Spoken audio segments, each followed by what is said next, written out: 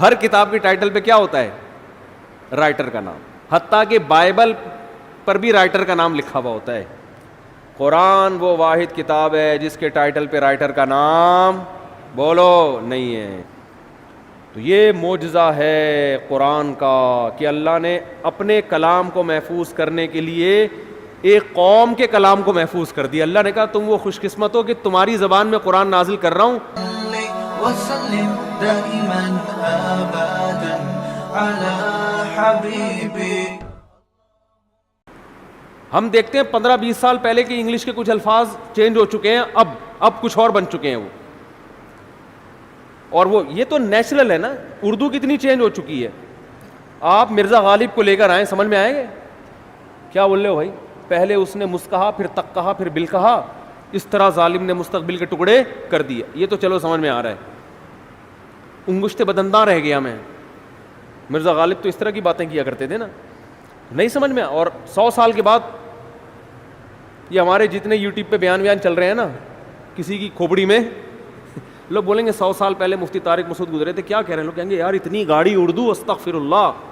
اس وقت اردو آدھی اردو ہوگی, آدھی انگلش ہوگی, آدھی کچھ اور مل کے پتہ نہیں یہ باقی رہ گیا یا کوئی نئی زبان بن چکی ہو. تو یہ معجزہ ہے قرآن کا کہ اللہ نے اپنے کلام کو محفوظ کرنے کے لیے ایک قوم کے کلام کو محفوظ کر دیا. اللہ نے کہا تم وہ خوش قسمت ہو کہ تمہاری زبان میں قرآن نازل کر رہا ہوں. تمہارے اندر صلاحیت ہو یا نہ ہو, لیکن تمہاری زبان کو میں کیا کر دوں گا, ہمیشہ کے لیے محفوظ. آج وہی قرآن الحمد سے لے کے شروع کیا جاتا ہے اور والناس پہ ختم. اور عزت کتنی دی اللہ نے اس کتاب کو کہ دنیا میں کوئی کتاب ہے جس کے ٹائٹل پہ رائٹر کا نام لکھا ہوا نہ ہو. ہے بھائی اس لیے کہ اس کا رائٹر کون ہے. اور رائٹر بھی نہیں ہے اللہ, اللہ متکلم ہے. اللہ نے یہ لکھی نہیں ہے, اللہ نے کلام کیا. یہ اور عزت دے دی اللہ نے اس کو. کلام کیا, جبریل سے کلام کیا, اور جبریل کے ذریعے اپنا کلام نبی کے قلب پہ نازل کیا. ایسا اللہ جب کلام کرتا تھا نا ہمارے نبی صلی اللہ علیہ وسلم کے قلب پہ, اس کلام کو جو اللہ کی ذات سے نکلا ہوا کلام, اس کو جب ہمارے نبی کے دل پہ نازل کرتا تھا, آپ صلی اللہ علیہ وسلم کو شدید سردی میں سخت ترین پسینہ آتا تھا. آج جو ہم نے آیت پڑھی ہے نا کہ کلوا واشربوا حتی یتبین لکم الخیط الابیض من الخیط الاسود من الفجر. پہلے یہ آیت نازل ہوئی کہ تم صبح سحری کے وقت تک کھا سکتے ہو جب تک سفید دھاگا کالے دھاگے سے جدا نہ ہو جائے. اصل میں اللہ تعالیٰ یہ بتا رہے تھے کہ اتنی روشنی ہو جائے کہ سفید اور کالے دھاگے میں فرق تمہیں نظر آنا شروع ہو جائے. یہ جب ہوتا ہے جب مشرق کی طرف سورج کی روشنی ایسے لمبائی میں پھیلنا شروع ہوتی ہے. اب صحابی کی سمجھ میں ہی نہیں آیا, وہ سمجھے کہ اس آیت کا یہی مطلب ہے کہ کالا دھاگا اور سفید دھاگا, حالانکہ یہ کنایا تھا کہ صبح صادق ہو جائے. تو وہ صحابی جو تھے نا وہ یہ لے کے بیٹھ گئے اور دھاگوں میں فرق کرنے لگے. تو جب فرق کرنے لگے تو پریشان ہوئے, نبی صلی اللہ علیہ وسلم کے پاس آئے کہ اللہ کے کلام کا مطلب کیا ہے. تو آپ صلی اللہ علیہ وسلم پر اللہ نے ایک لفظ نازل کیا چھوٹا سا, کلوا واشربوا حتی یتبین لکم الخیط الابیض من الخیط الاسود, کہ رات یعنی کالا دھاگا سفید دھاگے سے جدا ہو جائے, یعنی فجر کا وقت ہو جائے. تو یعنی فجر اتنا لفظ نازل کیا اللہ نے, من الفجری کا لفظ.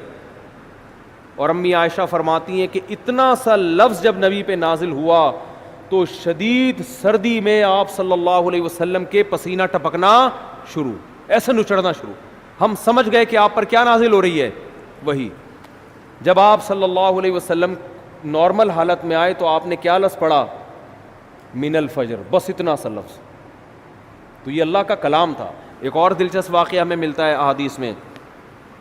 قرآن مجید کی آیتیں نازل ہوئیں, لا یستوی القاعدون من المؤمنین, جو مومنین میں پیچھے بیٹھنے والے لوگ ہیں وہ ان کے برابر نہیں ہو رہے جو میدان جہاد میں بولو لڑتے ہیں.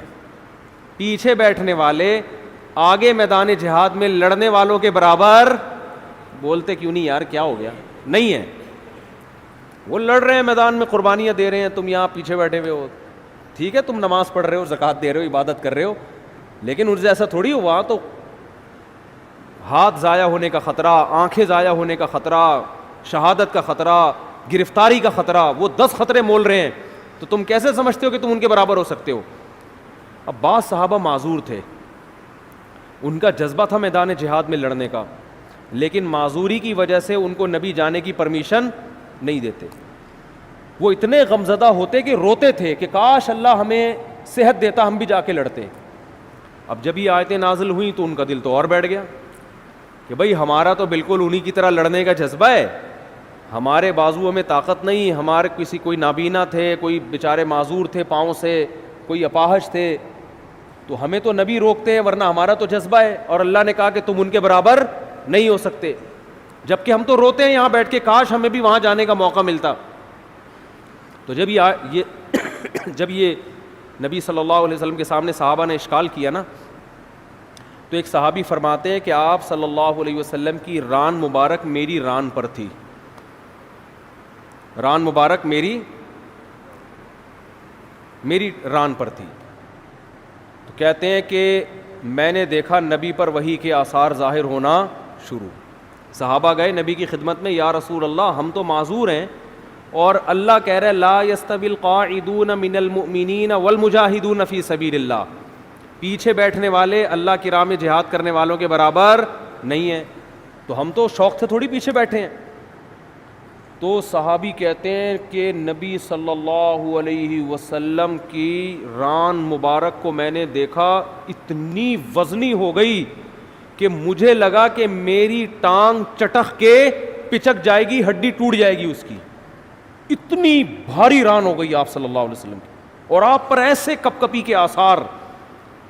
تھوڑی دیر میں آپ صلی اللہ علیہ وسلم کا جسم ہلکا ہو گیا, اور آپ نے ایک لفظ کی تلاوت کی, غیر اولی الضرر, بشرطے کہ ان کو کوئی مجبوری, بولو نا یار, یہ اردو میں تو بڑا لمبا لفظ ہو گیا, بشرطے کہ ان کو کوئی مجبوری نہ ہو. آواز نہیں آ رہی مجھے, کون سا جا رہی ہے میری آواز؟ میرا بھی کھوپڑی خراب ہو رہی ہے, آواز نہیں آ رہی ان کو, تصویر پہ گزارا کریں. تو غیر اولی الضرر, بشرطے کہ ان کو ضرر نہ ہو. اردو میں تو یہ لفظ بہت لمبا ہے, عربی میں غیر اولی الضرر, بس اتنا سا لفظ نازل ہوا ہے اللہ کی طرف سے.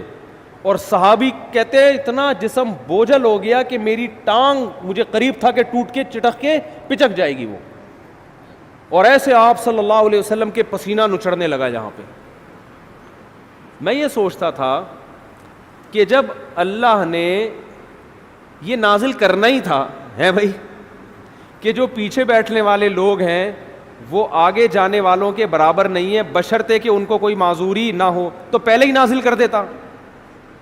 کیا ہو گیا بھائی, کیا ہو گیا یار, تاکہ صحابہ کو اشکال ہی نہ ہوتا. صحابی نے آ کے اشکال کیا کہ ہم تو عذر سے بیٹھے ہوئے ہیں, تو ہم بھی ان کے برابر نہیں ہیں جو آگے لڑ رہے ہیں. پھر اشکال کیا, پھر اللہ نے کیا دیا, جواب دیا. تو اس کی ضرورت کیا تھی؟ اللہ کو تو پتا تھا کہ ان کے دل میں اشکال پیدا ہوگا, تو اللہ اشکال کرنے سے پہلے ہی پوری آیت نازل کر دیتے نا. پہلے آدھی نازل کی, پھر اس میں ایک جوڑ دیا, ایک اس میں جو ہے نا گویا کہ ایک پیون لگایا گیا ہے. تو اصل میں یہ حکمت تھی قرآن کی حقانیت, قرآن کی حقانیت, کہ نبی اپنی طرف سے ایک لفظ کا بھی اس میں اضافہ نہیں کر سکتے, ورنہ نبی اس کی تشریح کر دیتے نا کہ بھائی تم جو میرے پاس آئے ہو اور یہ پوچھ رہے ہو کہ پیچھے بیٹھنے والے آگے بیٹھنے والوں کے برابر نہیں ہیں, تو میں نے اللہ سے پوچھا, اللہ نے مجھے بتا دیا ہے. میرا وہی تو ویسے بھی آتی تھی نا جس کو حدیث کہا جاتا ہے, یہ بھی تو اللہ سے پوچھ کے ہی باتیں کرتے تھے آپ صلی اللہ علیہ وسلم. تو میں نے اللہ سے پوچھا, اللہ نے بتایا کہ اس میں خود بخود یہ شرط لگی ہوئی ہے کہ بشرطے کہ کوئی عذر نہ ہو, یہ بتا دیتے. لیکن نہیں, اللہ نے یہ ثابت کرنا تھا کہ اس میں نبی اپنی طرف سے کوئی ایڈیشن بولو نہیں کر سکتے, اور صحابہ کو یہ بھی دکھانا تھا کہ یہ نبی کے اپنے الفاظ نہیں ہیں, یہ آسمان سے نازل ہوئے ہیں. اپنے الفاظ میں انسان کی یہ کیفیت نہیں ہوتی, یہ واقعی من جانب اللہ الفاظ نازل ہو رہے ہیں کہ ایک لفظ نے اتنا بوجھل بنا دیا کہ آج تم نے اپنی آنکھوں سے دیکھ لیا کہ تمہاری ٹانگ ٹوٹ کے ہلاک ہونے والی تھی.